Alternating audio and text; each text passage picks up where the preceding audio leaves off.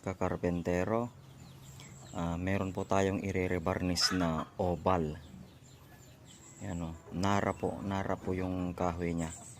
Yan, binarnish po nila ng maple o kaya ay natural varnish na plastic varnish lang. Saka ito naman yung paa nya. Yan, naumpisahan na namin na lineha. Yan, sinander namin. Ito naman lalagyan namin ng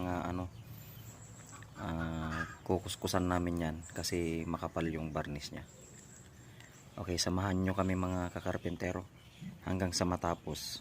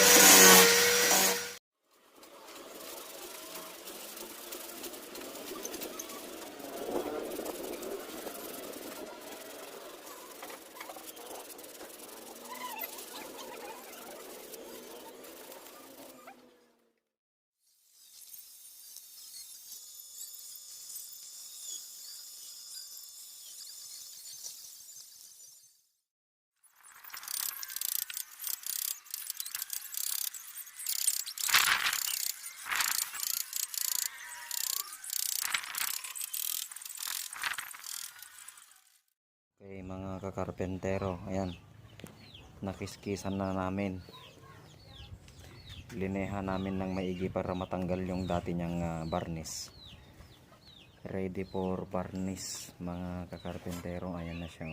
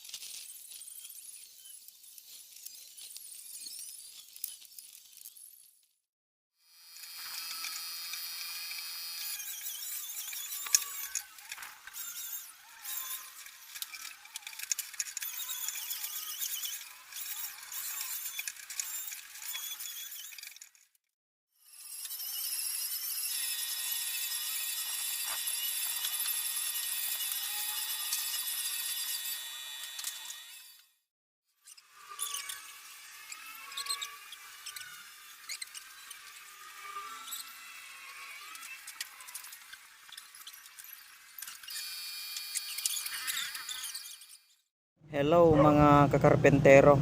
Okay, eto na po yung napakalumang oval na pinarebarnish sa amin. Bali, eto na po yung outcome nya mga kakarpentero. Ayan o. Yan. Ang ginawa po namin mga kakarpentero, kinuskusan po namin ng maigi yung yung mga varnish nya dati. Bali, ganyan po. Lahat po ng mga kingpos nya kinuskusan namin ng maigi. Tapos nung nakuskusan namin, sinander namin at saka lineha namin ng number 120. Tapos po gumamit po kami ng sanding sealer at saka syempre the best po na pangtapkot natin para glossy siya, para super na glossy. Gumamit po kami ng Hudson top coat. Okay mga kakarpentero, kung nagustuhan nyo po yung video ko, please like, share and subscribe. Thank you for watching.